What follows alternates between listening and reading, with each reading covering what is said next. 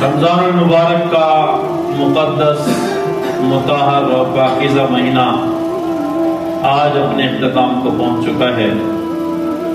چند گھنٹے چند لمحے باقی ہے۔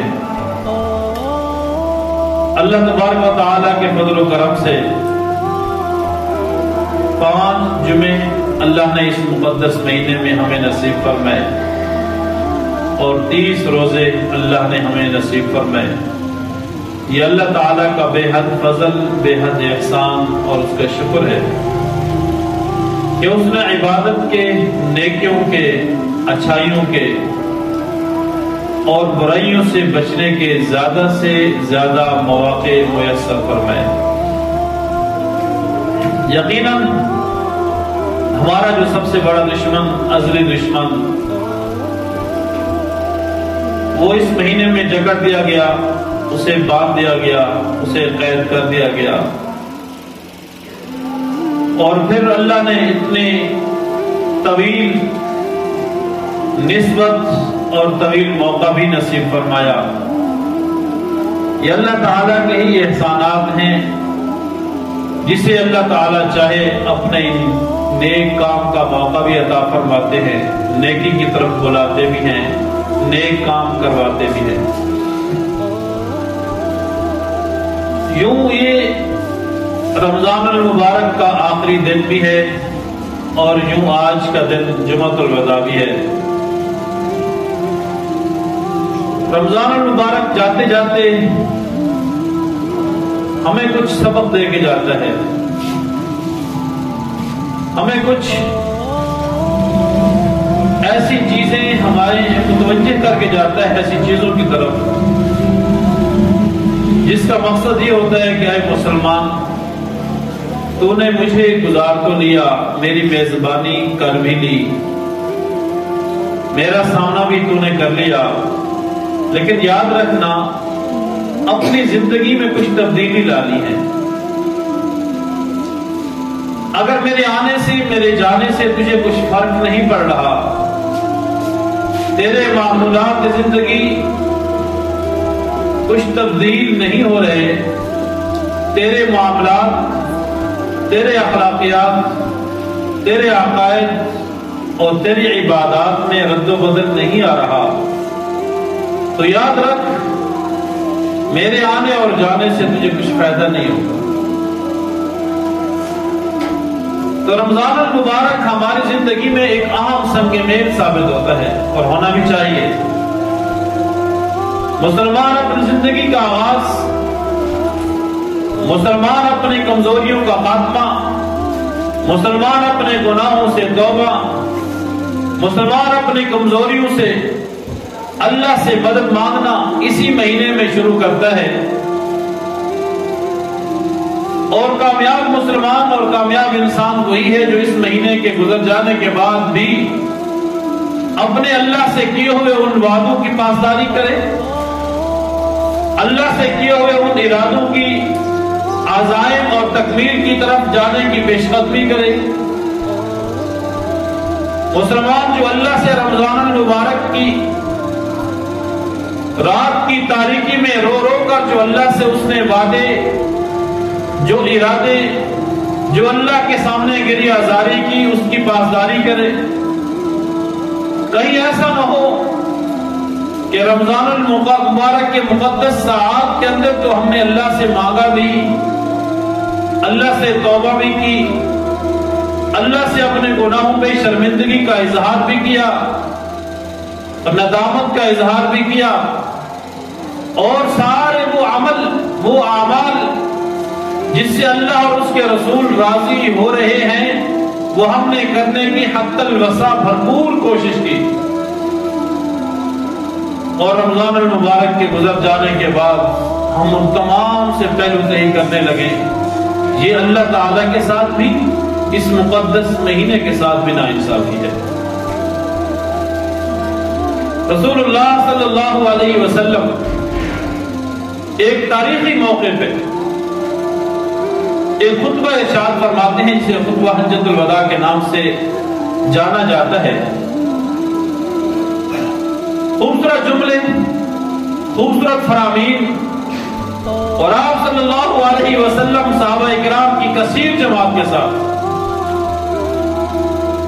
شامل ہو کر اللہ سے دعائیں بھی مانگتے ہیں، مسلمانوں کو قیامت تک کے لیے ہدایات بھی ارشاد فرماتے ہیں۔ تو ہم بھی کوشش کریں انہیں ہدایات کی روشنی میں اپنی زندگی کا تعین کریں، اپنے مستقبل کا فیصلہ کریں کہ یا اللہ آج کا یہ آخری دن اور آخری جمعہ ہم اسے گواہ بنا کر تیری بارگاہ عالی میں یہ عرض کرتے ہیں کہ جو تیرے محبوب پیغمبر نے ارشادات ہمیں ارشاد فرمائے، ہم کوشش کریں گے ان ارشادات کی روشنی میں اپنی زندگی گزارنے کی، ہم کوشش کریں گے ان احکامات کی پیروی کرنے کی، ہم کوشش کریں گے ان اعمال کو اپنی زندگی میں قابل عمل اور نافذ العمل بنانے کی، اور ہم کوشش کریں گے ہر اس برائی سے بچنے کی جس برائی کی نشاندہی آپ نے یا آپ کے پاک پیغمبر صلی اللہ علیہ وسلم نے کی، ہم کوشش کریں گے اس کام کو کرنے کی جس کا حکم آپ نے یا آپ کے پاک پیغمبر صلی اللہ علیہ وسلم نے ہمیں دیا۔ جب یہ ہم عزم کر لیں گے فَإِذَا عَزَمْتَ فَتَوَكَّلْ عَلَى اللَّهِ، جب ہم یہ عزم کر لیں گے تو اللہ کی مدد ہمارے ساتھ شامل ہے۔ اگرچہ انسان کمزور ہے، الانسان من النسیان، انسان کے اندر بھولنے کی ایک بیماری ہے، ایک فطرت ہے، ایک عادت ہے۔ حدیث میں آتا ہے کہ انسان گناہ کرتا ہے اور پھر ایک عرصے کے بعد، کچھ وقت گزر جانے کے بعد اسے احساس ہوتا ہے، اسے ندامت ہوتی ہے، اسے شرمندگی ہوتی ہے، پھر وہ اٹھ کر اللہ کی بارگاہ میں آتا ہے، اللہ کے حضور عرض کرتا ہے یا اللہ مجھ سے فلاں گناہ بھی ہوا، فلاں بھی ہوا، فلاں گناہ بھی ہوا، فلاں غلطی بھی ہوئی، یا اللہ تو مجھے معاف کر دے۔ اللہ تعالیٰ اس سے پوچھتے ہیں اے میرے بندے تو سمجھتا ہے کہ جب تو گناہ کرے گا ان گناہوں کو معاف کرنے والا بھی کوئی ہے، اور تو مجھے سمجھتا ہے کہ میں ہی تیرے گناہوں کو معاف کروں گا۔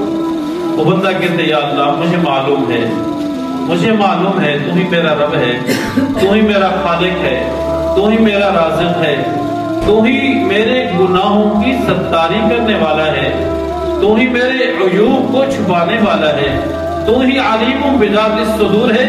میں ابھی گناہ کا تصور لاتا ہوں اپنے دل و دماغ میں تو اس سے باخبر ہو جاتا ہے۔ اللہ تعالیٰ فرماتے ہیں اے میرے بندے میں تیرے گناہوں کو معاف کر۔ پھر ایک وقت گزرتا ہے، کچھ عرصے کے بعد پھر وہ اسی گناہ میں، اسی غلطی میں، اسی بدعملی کا شکار ہو جاتا ہے، اس سے مبتلا ہو جاتا ہے، کچھ عرصہ یہ کام کرتا رہتا ہے۔ اچھا گناہ ایک ایسا کام ہے، ایسا عمل ہے اور ایسی ایک نحوست والی چیز ہے، اسے زیادہ دیر تک انسان کرتا رہے تو سکون میں نہیں آتا، اسے سکون نہیں ملتا، یقیناً نہیں ملتا۔ اور گناہ کے مقابلے میں نیکی ہے، آپ نیکی کا جس قدر تسلسل جاری رکھیں گے اتنا آپ کو زندگی میں سکون ملنا شروع ہو جائے گا، اور آپ گناہوں کے دلدل میں جتنا پھنستے جائیں گے آپ ذہنی طور پر، اخلاقی طور پر، سماجی طور پر اور معاشرتی طور پر مفلوج ہوتے جائیں گے، آپ پریشان ہوں گے، آپ کی زندگی کا سکون آہستہ آہستہ آہستہ ختم ہوتا جائے گا، آپ یہ سوچنے پہ مجبور ہو جائیں گے یا اللہ کیا ہو رہا ہے میرے ساتھ، میرے پاس تو مال و دولت کا، سرمایہ کا انبار ہے، کسی چیز کی کمی نہیں، اللہ نے مجھے اولاد بھی دی، مجھے مال بھی دیا، مجھے تو نے ساری نعمتیں دی، سکون کیوں نہیں دیا؟ تو انسان جب سوچتا ہے کہ میری زندگی میں سکون کیوں نہیں ہے، اسے محسوس ہوتا ہے الا بذکر اللہ تطمئن القلوب، جو چیز سکون پیدا کرنے والی ہے، جو سکون میسر آتی ہے، جس سے سکون میسر آتا ہے، وہ چیز تو میرے اندر ہے ہی نہیں، وہ عمل تو میرے اندر مفقود ہو چکا ہے، ختم ہو چکا ہے۔ مال و دولت میں سکون نہیں ہے، پھر وہ اپنے گناہوں کی طرف نظر کرتا ہے، اپنے اعمال کی طرف نظر کرتا ہے، یا اللہ مجھ سے فلاں موقع پہ یہ گناہ ہوا، مجھ سے فلاں موقع پہ یہ بدعملی ہوئی، یا اللہ تو مجھے معاف کر دے۔ وہ دوسری مرتبہ معافی کی درخواست کرتا ہے اللہ تعالیٰ سے، اللہ تعالیٰ پھر اسے فرماتے ہیں میرے بندے تجھے معلوم تھا کہ میں ہی تیرے گناہوں کو معاف کرنے والا ہوں؟ وہ کہتا ہے یا اللہ مجھے معلوم تھا، میں اپنی ندامت میں، اپنی کمزوری میں اس گناہ میں مبتلا رہا، اب میں تیرے دربار میں آتا ہوں معافی کا خواستگار۔ اللہ تعالیٰ فرماتے ہیں میرے بندے میں تجھے معاف کروں۔ پھر تیسری مرتبہ بھی یہی عمل دہرایا جاتا ہے اور اللہ تعالیٰ فرماتے ہیں میرے بندے میں ابھی بھی تیرے گناہ معاف کرتا ہوں۔ ساتھ اللہ فرماتے ہیں اے میرے بندے تو جتنی مرتبہ گناہ کرے گا، جتنی مرتبہ گناہ کرے گا، میرے دربار میں آ کر صرف ندامت کا ایک آنسو بہا دے، شرمندگی کا ایک تو آنسو بہا دے۔ علماء فرماتے ہیں اگر توبہ کرتے وقت، گناہوں سے معافی مانگتے وقت اگر آنسو نہ نکلیں تو رونے والی شکل ہی بنا لیں، رونے والی شکل ہی بنا لیں، ریاکاری ہی کر لیں اللہ کے سامنے، اللہ تعالیٰ اس رونے والی شکل کو دیکھ کے بھی آپ کے گناہوں کو معاف فرما دے۔ لا تقنطوا من رحمت اللہ، اللہ کے رحمت سے مایوس نہیں ہونا، لیکن یاد رکھو اپنی زندگی کا تعین کرنا ہے، اپنے مستقبل کا تعین ہم نے کرنا ہے قرآن و حدیث کی روشنی میں۔ تو اللہ کے حبیب صلی اللہ علیہ وسلم نے فرمایا 4 چیزوں کو کبھی نہ چھوڑنا۔ نمبر 1 اعبدوا ربکم، اپنے رب کی عبادت سے کبھی غافل نہ ہونا، اپنے رب کی عبادت کرتے رہنا، اپنے رب کے حکم کو مانتے رہنا۔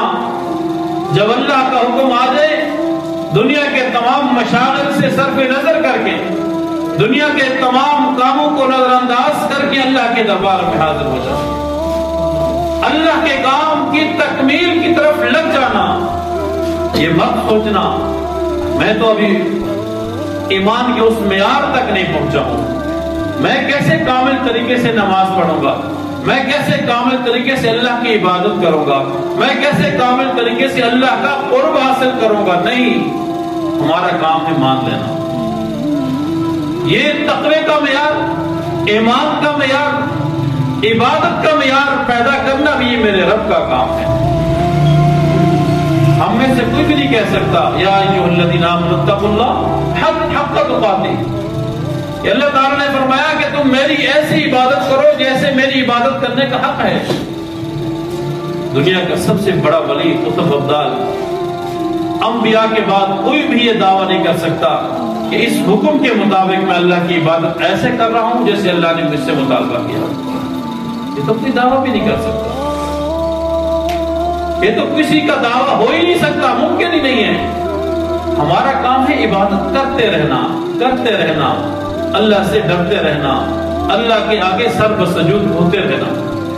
تو آپ نے ارشاد فرمایا اعبدوا ربکم، پہلا کام یہ ہے کہ اللہ کی عبادت سے اپنے آپ کو غافل نہ کرنا، اور دوسرا کام وصلوا خمسکم، 5 وقت کی نماز کا اہتمام کرنا۔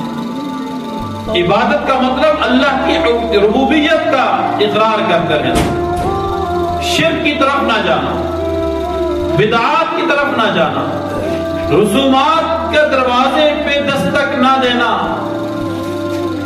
اور وصلوا خمسکم، 5 وقت اللہ کا یہ پیغمبر، اللہ کا یہ میسنجر آپ کو میسج کرتا ہے، آپ کو کال کرتا ہے، آپ کو آواز دیتا ہے، آپ کو صدا لگاتا ہے اللہ اکبر اللہ اکبر، حی علی الصلاۃ حی علی الفلاح، لوگوں آ جاؤ نماز کی طرف، لوگوں آ جاؤ کامیابی کی طرف۔ کامیابی وہ نہیں جو میں اور آپ تصور کرتے ہیں، کامیابی وہ ہے جو اللہ کے دربار میں اللہ میں بلا کے یہ عمل کرنا کرانے کا حکم دیتا ہے۔ جس مقصد کے لیے ہم یہاں اس وقت بیٹھے ہوئے ہیں یہی کامیابی ہے۔ کامیابی یہ نہیں بڑے سے بڑے کاروبار کی طرف جانا، پیسہ اور مال و دولت کی طرف جانا، وہ میں نے عرض کیا ضرورت ہے، وہ مقصد نہیں ہے۔ مقصد ہمارا وصلوا خمسکم، 5 وقت نماز کی پابندی کا اہتمام کرنا، اور فرمایا وصوموا شہرکم، رمضان المبارک جب آئے تو اس مہینے کے روزے رکھیں۔ یہ تیسرا عمل ہے۔ اللہ کے رسول صلی اللہ علیہ وسلم نے فرمایا خوش نصیب ہیں آپ لوگ خوش بخت ہیں آپ لوگ، اللہ تعالیٰ نے آپ کو 30 سحریاں کرنے کی توفیق نصیب فرمائی۔ اس پہ ہم جس قدر اللہ کے شکر ادا کریں گے۔ آج 30 روزے مکمل ہو چکے، کل انشاءاللہ عید الفطر کا دن ہے، اس سے آگے کے دن آپ ان کا موازنہ کریں، بعد والے دن اور ان دنوں کا موازنہ کریں، جو روحانیت، جو برکتیں، وقت کے اندر برکت، کھانے کے اندر برکت، طبیعت کے اندر برکت، دل و دماغ کے اندر برکت، سوچ اور فکر کے اندر برکت، ہماری ایک ایک بات کے اندر برکت، جو ان دنوں کے اندر جو برکتیں ہیں وہ بعد میں یہ برکتیں آپ کو دیکھنا نصیب نہیں ہوگی۔ ان دنوں کی ہی خاصیت ہے، اللہ تعالیٰ کی ہی قدرت سے یہ دن بھی ہمیں ملے، یہ راتیں بھی ہمیں ملی، اور اللہ نے توفیق بھی نصیب فرمائی سیر و افطار کرنے کی۔ تو فرمایا وَصُومُوا شَهْرَكُمْ، تیسرے نمبر پہ جو عمل ہے روزے رکھتے رہنا اور روزوں سے روگردانی نہیں کرنی۔ اور فرمایا وَحَجُّوا بَيْتَكُمْ، وَحَجُّوا بَيْتَكُمْ، اللہ کے گھر کی زیارت بھی کرنا اگر آپ کے اندر توفیق اور استطاعت ہے۔ جب حج فرض ہو جائے تو حج فرض حج بھی ادا کرنا، یہ بھی عبادات کے اندر آتا ہے اور ایمان کے معیار کے اندر آتا ہے اور اسلام کی بنیادی ارکان میں سے ایک رکن ہے۔ اور پانچویں اور آخری چیز وَأَدَا زَكَاةَ أَمْوَالَكُمْ طِيبَةً فِيهَا، اپنی زکات کو ادا کرو خوش دلی سے۔ 1400 سال پہلے اللہ کے حبیب صلی اللہ علیہ وسلم جو کہ حکیم بھی تھے، بصیرت والے بھی تھے، حکمت والے بھی تھے، وہ سمجھ گئے تھے میری امت میں کچھ لوگ ایسے ہوں گے جو زکات ادا کرنے کو ٹیکس تصور کریں گے، جرمانہ تصور کریں گے، مشکل تصور کریں گے۔ اللہ کے حبیب نے اپنے فرمان میں ایک جملہ ارشاد فرمایا طیبہ، اپنے دل کی خوشنودی، خوشی کے ساتھ، دل کی رضا کے ساتھ، دل جوئی کے ساتھ خوشی کا اظہار کرتے ہوئے، یہ جرمانہ نہیں، یہ اللہ کا فضل ہے کہ وہ ہمارے رزق کے حلال میں سے کچھ چیز، کچھ مال، کچھ رقم ہم سے مانگ رہا ہے۔ من ذا الذی یقرض اللہ قرضا حسنا فیضاعفہ لہ اضعافا کثیرا، اس کا بدلہ کتنا ملے گا ہمیں اسے اندازہ ہی نہیں۔ تو جس ساتھی نے ابھی تک زکوٰۃ ادا نہیں کی وہ بھی کوشش کرے۔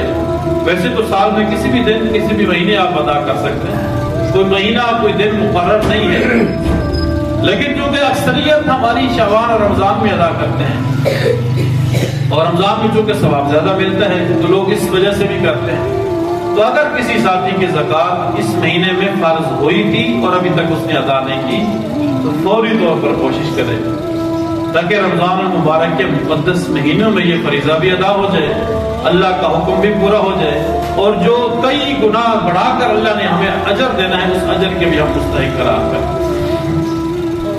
اور رسول اللہ صلی اللہ علیہ وسلم نے ارشاد فرمایا آخر میں کہ جب یہ اعمال آپ کریں گے دل کے ساتھ اللہ کی رضا کے لیے، اللہ کی خوشنودی کے لیے، تو پھر جنت میں آپ کو جانے کے لیے کوئی عمل روک نہیں سکتا۔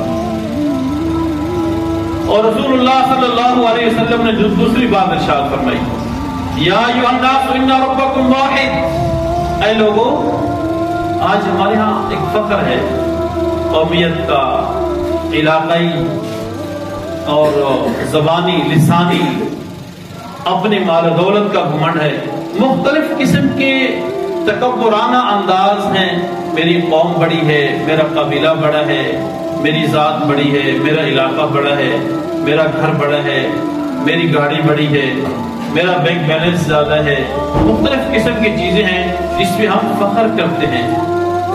تو اللہ کے حبیب صلی اللہ علیہ وسلم ارشاد فرما رہے، یا ایھا الناس ان ربکم واحد، اے لوگوں یاد رکھو تمہارا رب ایک ہے، وان اباکم واحد، تمہارا والد یعنی حضرت آدم علیہ السلام جو ہم سب کے والد ہیں، تمہارا والد بھی ایک ہے، ان اباکم واحد ربکم واحد، علا لا فضل لعربی علی عجمی، کسی عربی کو کسی عربی پر کوئی فضیلت نہیں، ولا لأحمر علی الاسود، اور نہ ہی کسی گورے کو کسی کالے پہ فضیلت اور فوقیت حاصل ہے۔ آج یہ کوئی نہیں کہہ سکتا رنگت کے حساب سے میں اعلیٰ ہوں، قومیت کے حساب سے میں اعلیٰ ہوں، میری ذات پات بڑی اعلیٰ ہے کیونکہ میرا تعلق عرب کے ساتھ ہے، یہ آجمی ہے تو آجمی کی کوئی وقت نہیں۔ اصل چیز کیا ہے پیار؟ اتقوا اللہ، تقوی ہے۔ اگر تقوی کا معیار کسی مسلمان کے اندر زیادہ ہے تو حضرت بلال حبشی ذات پات کے حساب سے بھی کمزور، قومیت کے حساب سے بھی کمزور، پیسے کے حساب سے بھی کمزور، تمام تر دنیاوی نسبتوں کے اعتبار سے کمزور تر ہیں، لیکن فرماتے ہیں جب اللہ کے حبیب عرش پہ جاتے ہیں معراج کے موقع پہ، جبریل سے عرض کرتے ہیں یا رسول اللہ، اے جبریل آپ مجھے بتائیے کہ یہ میرے ساتھ ایک قدم ایک اور بھی بندے کی چلنے کی آوازیں آ رہی ہیں، وہ کون ہے؟ تو جبریل امین عرض کرتے ہیں یہ آپ کا وہ حبشہ کا کالا بلال ہے جو چلتا زمین پہ ہے اور اس کے قدموں کی آہٹ جنت میں محسوس ہو۔ یہ کیا ہے؟ یہ اس کو ذات نے اوپر کیا، اس کے پیسے نے اس کو اتنا مقام عطا کیا، اس کی دولت نے اسے عروج ثریا پہ پہنچایا؟ نہیں، کچھ بھی نہیں تھا۔ کمزور ترین ذات تھی حضرت بلال رضی اللہ تعالیٰ عنہ کی، وہ پہنچانے والا ایک ہی تھا، ہاں ہونا تقوی، کہ اللہ نے حبیب نے فرمایا کہ تمہارے دل کے اندر تقوی ہے، جو اس بلال کا دل تھا وہ کسی اور کا دل اس کے برابر نہ ہو سکے۔ تو اللہ کے حبیب صلی اللہ علیہ وسلم نے فرمایا کہ کسی کو کسی پر فضیلت نہیں، صرف تقوی کی بنیاد پر فضیلت ہے۔ اور اللہ کے رسول نے صلی اللہ علیہ وسلم نے فرمایا کہ جہالت کی اور جاہلیت کی جتنی بھی چیزیں ہیں وہ تمام کی تمام میں ان کو ختم کرنے کا اعلان کرتا ہوں اور وہ میرے قدموں کے نیچے۔ جاہلیت میں کیا تھا؟ زنا عام تھا، شراب نوشی عام تھی، جھوٹ عام تھا، غلط بیانی عام تھی، کسی کے ساتھ دھوکہ دہی عام تھی۔ یہ کوئی عیوب نہیں تھے، یہ کوئی کمزوریاں نہ تھی، یہ انسانی اس معاشرے کی فطرت کا حصہ تھی۔ ایک معاشرے کے اندر یہ چیز شامل ہو چکی تھی۔ اللہ کے حبیب نے کہا میں تمام چیزوں کے خاتمے کا اعلان کرتا ہوں، اور دو برائیوں کی طرف خاص طور پر ذکر فرمایا، سود کے خاتمے کا اعلان کہ آج کے بعد سود کا کاروبار نہیں ہوگا۔ جس سے سود لیا وہ اس سے سود واپس نہیں کرے گا، صرف اصل جو رقم ہے اصل مال وہی اس کو۔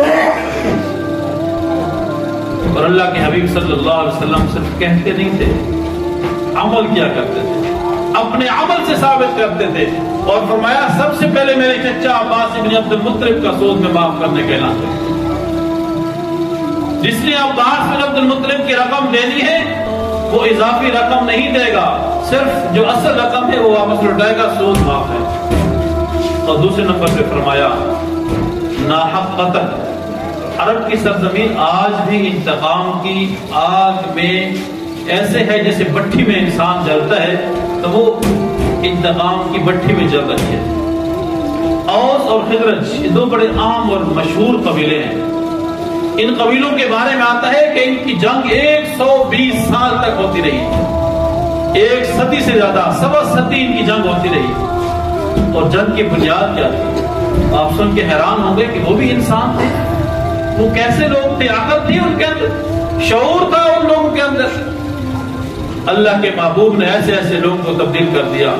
120 سال تک جن دو قبائل کے درمیان جنگ تھی اس کی بنیادی وجہ سنیے، انسان کے رونگٹے کھڑے ہو جاتے ہیں جب اس جنگ کی کہانی سنتا ہے۔ بنیادی وجہ کیا تھی؟ ایک کبوتری نے گھونسلہ بنایا ایک درخت پہ، ایک کبوتری نے گھونسلہ بنایا ایک درخت پہ، اور وہاں اس کبوتری نے انڈے دیے۔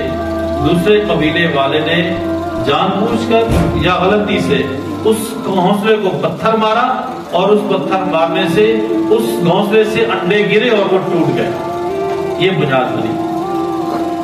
جب اس قبیلے والے کو پتہ چلا کہ ہمارے قبیلے میں ایک درخت پہ ایک کبوتری نے انڈے دیے اور اس انڈے کو فلاں قبیلے والے نے توڑ دیا، اس نے کہا کہ تو ہماری عزت کا سوال ہے۔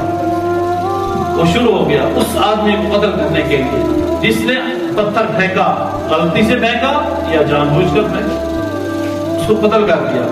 جب اس کو قتل کیا گیا اس کی برادری اور قوم کے لوگ کھڑے ہو گئے، اتنی چھوٹی سی بات کی وجہ سے ہمارے انسان کو قتل کر دیا۔ انہوں نے اعلان جنگ کرنا شروع کر دیا۔ یوں یہ جنگ چلتی چلتی چلتی 120 سال، کہنا آسان ہے، 1 صدی سے زیادہ اس کبوتری کے انڈے کے ٹوٹنے کی وجہ سے جنگ ہوتی رہی۔ تو اللہ کے حبیب صلی اللہ علیہ وسلم نے اس کا اعلان کیا، آج کے بعد انتقام، ناحق انتقام، اس کا بھی میں خاتمے کا اعلان کرتا ہوں۔ اور اس بات کو بھی عمل سے ثابت کیا۔ آپ کے خاندان کے اندر حارث بن عبداللہ ایک بچہ تھا جو دودھ پینے کی غرض سے کسی قبیلے میں گیا اور ان قبیلے والوں نے اس بچے کو قتل کر دیا، کیونکہ بہت اعلیٰ قبیلے سے ان کا تعلق تھا اور انتقام بنتا بھی تھا۔ ناحق بچے کو قتل کیا، انتقام بنتا بھی تھا، لیکن اللہ کے حبیب نے اعلان فرمایا، آج میں حارث بن عبداللہ کے انتقام کو بھی معاف کرتا ہوں، اس بدلے کو معاف کرتا ہوں۔ اپنے عمل سے ثابت کر دیا۔ کتنا مشکل کام ہوتا ہے اپنے بیٹے کی، اپنے بھائی کی، اپنے والد کے قاتل کو معاف کرنا، لیکن اللہ کے محبوب نے ہمیں اپنے عمل سے بتا دیا، مسلمانوں معاشرہ ایسے نہیں بنتا جیسے ہم بنانے میں لگے ہوئے ہیں۔ معاشرہ ایسے بگڑتا ہے، لوگ متنفر ہوتے ہیں ایک دوسرے سے، نفرتیں نہیں، محبتوں کو پالو۔ اور آخری جو جملہ آپ نے ارشاد فرمایا، لوگوں اپنی عورتوں کے بارے میں اور اپنے ماتحتوں کے بارے میں اللہ سے ڈرو۔ عورتوں کے حقوق کا سب سے بڑا علمدار امام الانبیاء حضرت محمد مصطفیٰ صلی اللہ علیہ وسلم۔ ہم نہیں کہہ سکتے کہ اسلام میں عورت کے ساتھ زیادتی ہوتی ہے، یہ قطعاً تصور بھی نہیں، یہ مغرب کا تصور ہے، یہ یورپ کا تصور ہے کہ اسلام کے اندر عورت کے ساتھ زیادتی ہوتی ہے، اسے حجاب کے اندر، نقاب کے اندر اور برقعے کے اندر بند کر دیا جاتا ہے۔ نہیں، یہی عورت کی اصل آزادی ہے۔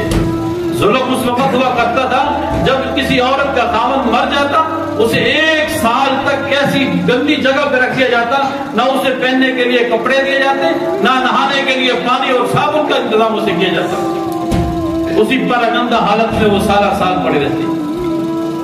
اور کچھ ایسے علاقے بھی تھے کہ جہاں مرد پہلے فوت ہو جائے اس عورت سے، اس عورت کو منحوس سمجھا جاتا اور اسے بھی مرد کے ساتھ زندہ درگور کر دیا جاتا۔ لیکن اسلام نے عورت کو عزت عطا فرمائی، اصل عزت اسلام نے عطا فرمائی، لیکن افسوس، صد افسوس کہ ہماری آج کی عورت نے اسلام کی عزت کو قبول نہیں کیا۔ اسلام نے اسے بازار کے حسن سے نکال کر، بازار کی خرید و فروخت ہوتی تھی عورت کی، اس خرید و فروخت کی چیز سے نکال کر اسے ماں کے روپ میں ایسی عورت بنا دیا کہ بڑے سے بڑا مرد بھی ایک گناہگار ماں کی عزت ایسی کرتا ہے کہ انسان تصور نہیں کر سکتا۔ بڑے سے بڑا عالم ہو، قطب ہو، ابدال ہو، غوث اللہ کا ولی ہو، اور ایک گناہگار ماں ہو، وہ اس کے قدموں کو چومنا بھی اپنے لیے فخر سمجھتا ہے۔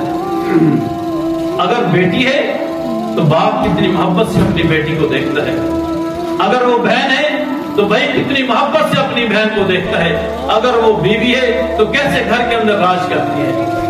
یہ اسلام نے عزت دی عورت کو، جتنی عزت اسلام نے عورت کو دی کسی اور مذہب کے اندر آج بھی اس کا تصور نہیں۔ لیکن افسوس کہ ہم مکمل طور پر یورپ اور مغربی تہذیب کے دل دادا ہو گئے۔ مغرب یہ کہتا ہے زنا کو عام کرو، زنا پہ پابندی، یہ جاہلیت ہے، اور اسلام کیا کہتا ہے؟ زنا کا رواج ہی جاہلیت ہے۔ اسلام اور مغرب ایک دوسرے کے متصادم ہیں، یہ ہو ہی نہیں سکتا کہ ہم مغرب کی پیروی بھی کریں اور ہم مسلمان بھی رہیں۔ مسلمان یہ کہتا ہے کہ آپ کا قیمتی سرمایہ آپ کی بیوی، آپ کی بہن، آپ کی بیٹی، آپ کی ماں ہے، اسے سر عام نہ لایا جائے نہ نچوایا جائے۔ تو مغرب کہتا ہے آزادی ہے اسلام، عورت کی آزادی ہے، اسے جو چاہے جس انداز میں چاہے وہ پبلک کے سامنے آئے، جس روپ میں اور جن کپڑوں میں وہ عوام کے سامنے اپنا دکھنا پسند کرے۔ آپ باپ ہو، آپ بھائی ہو، آپ خاوند ہو، آپ اسے روک نہیں سکتے ہو۔ اگر آپ روکو گے تو آپ مجرم ہو، آپ کی بیوی، آپ کی بہن، آپ کی ماں، آپ کی بیٹی مجرم نہیں ہے، لیکن اسلام نے اسے تحفظ فراہم کیا۔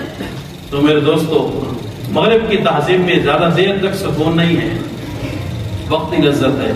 جیسے میں نے عرض کیا، گناہوں میں وقتی لذت ہوتی ہے، سکون نہیں ہے، ایک نہ ایک دن سب کو اسلامی تہذیب کی طرف آنا ہے۔ تو کوشش کریں اسی ماہ رمضان کے آخری دن میں ہم تہیہ کر لیں کہ آئندہ کے بعد جو ہماری زندگی ہوگی اسلام کے مطابق ہوگی، جو ہماری زندگی ہوگی اللہ اور اس کے رسول کے فرمان کے مطابق ہوگی، جو ہماری زندگی ہوگی قرآن و حدیث کے مطابق ہوگی۔ ہماری گھر کی زندگی، ہماری نجی زندگی، ہماری بازار کی زندگی، ہماری معاشرتی زندگی، کسی بھی موڑ پہ ہم نہ اسلام کو چھوڑیں گے، نہ قرآن کو چھوڑیں گے، نہ محمد کے فرمان کو چھوڑیں گے۔ دعا ہے کہ اللہ تبارک و تعالی اس مبارک مہینے کو ہم سب کے لیے باعث برکت بھی بنائے، باعث عزت اور افتخار بھی بنائے، اور ہم سب کے لیے اس مہینے کو باعث جہنم سے چھٹکارے کا بھی بنائے، اور اللہ تعالیٰ اس مہینے کو، اس دن کو ہمارے لیے رحمت کا دن بھی بنائے۔ اور آج کی رات لیلۃ الجائزہ ہے، بدلے کا دن ہے، انعام کا دن ہے، تو کوشش کریں اس رات کو بازاروں میں گزارنے سے احتراز فرمائیں، گلی کوچوں میں گھومنے پھرنے سے احتراز فرمائیں، کچھ وقت کے لیے صحیح، تھوڑی دیر کے لیے گھر کے کوچے میں، گھر کے ایک دہلیز پہ بیٹھ کر اللہ کا ذکر کریں، اللہ کے رسول کا ذکر کریں، قرآن کی تلاوت کر لیں، 2-4 رکعت صلاۃ الشکر پڑھ لیں، صلاۃ الحاجات پڑھ لیں، اللہ سے دعا مانگیں، یا اللہ یہ مبارک مہینہ تو نے میری زندگی میں نصیب کیا، میں آپ سے التجا کرتا ہوں، میری خواہش ہے، میری تمنا ہے، میری آپ سے دعا ہے کہ مجھے اپنی زندگی میں بار بار یہ مہینہ بھی نصیب فرما، اس مہینے کی قدردانی بھی نصیب فرما۔ اللہ تعالیٰ سے دعا ہے کہ اللہ تعالیٰ عمل کی توفیق نصیب فرمائے۔ وآخر دعوانا الحمدللہ۔